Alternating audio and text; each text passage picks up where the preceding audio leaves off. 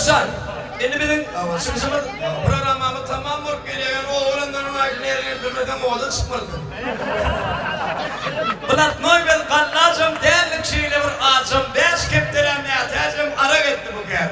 Ondan da üç yol bir düşüyor, şaraya ısmaydı, bakmayın, ağabey bir yerde mi?